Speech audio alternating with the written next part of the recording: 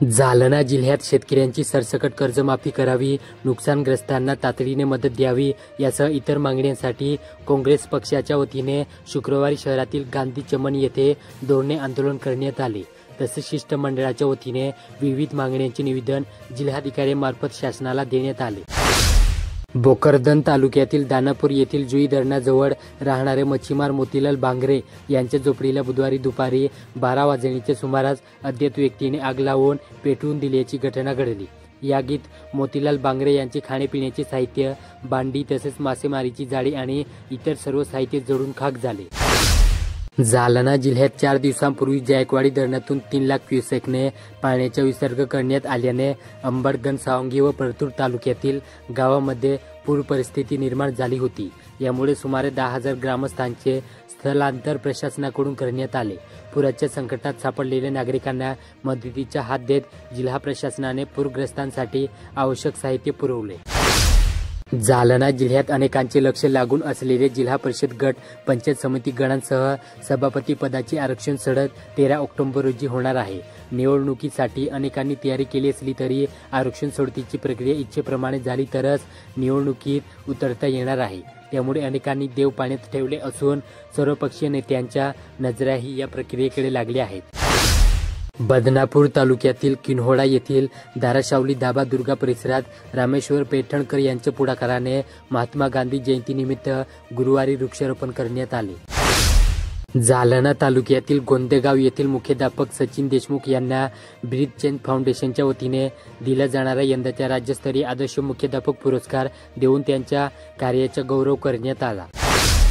जालना जिल्ह्यात महात्मा ज्योतिराव फुले जन आरोग्य योजनेअंतर्गत जळगाव सपकाळ येथील प्राथमिक आरोग्य केंद्राच्या वतीने मोफत आरोग्य शिबिराचे आयोजन करण्यात आले। या शिबिरामध्ये 137 महिला रुग्ण, 40 तरुणी आणि 70 ज्येष्ठ नागरिक रुग्णांनी सहभाग घेऊन शिबिराचा लाभ घेतला।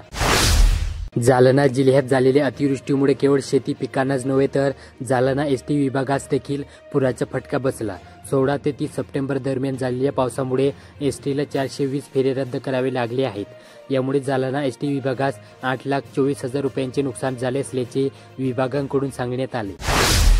जालना तालुक्यातील रामनगर येथे शनिवारी भूमिगत नाली बांधकाम हाती घेण्यात आले।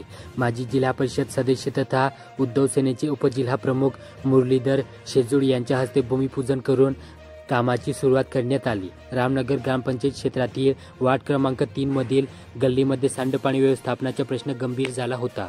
त्यामुळे ग्रामस्थांना नाहक त्रास सहन करावा लागला होता। रामनगर शिवारात बुधवारी सायंकाळी कार ट्रकची धडक झाली। या अपघातात ट्रोलीतील गंगूबाई साहेब लांडे वय 48 यांचा मृत्यू झाला।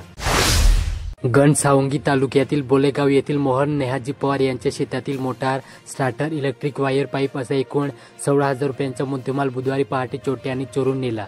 या प्रकरणात मोहन पवार यांनी घनसावंगी ठाण्यात तक्रार दिली। जालना जिल्ह्यात अनवा नाका येथे अवैधरित्या दारू विक्री करणाऱ्या विरुद्ध पारध पोलिसांनी बुधवारी दुपारी कारवाई केली। यावेळी 3,200 रुपये किमतीच्या देशी दारूच्या 32 बाटल्या जप्त करण्यात आल्या। जालना शहरातील धनगरपुरा भागातील वैशाली राजेश सिलेवार या 30 सप्टेंबर रोजी दुर्गामाता मंदिरात दर्शनासाठी गेल्या होत्या। त्यावेळी चोरट्यांनी त्यांचे 50,000चे मणी मंगळसूत्र चोरून नेले। या प्रकरणात वैशाली सिलेवार यांनी बुधवारी सदर बाजार ठाण्यात तक्रार दिली। जालना जिल्ह्यातील बंजारा समाजाच्या शिष्टमंडळाने मंगळवारी बंजारा समाजाचे समावेश अनुसूचित जमातीमध्ये करण्यासाठी जिल्हाधिकारी अशिमा मित्तल यांची भेट घेऊन सविस्तर चर्चा केली। समाजाच्या मागणी शासनापर्यंत पोहोचवण्यासाठी योग्य ती कार्यवाही करण्यात येईल असे मित्तल यांनी सांगितले। यावेळी शशिकांत हदगल व इतर अधिकारी उपस्थित होते।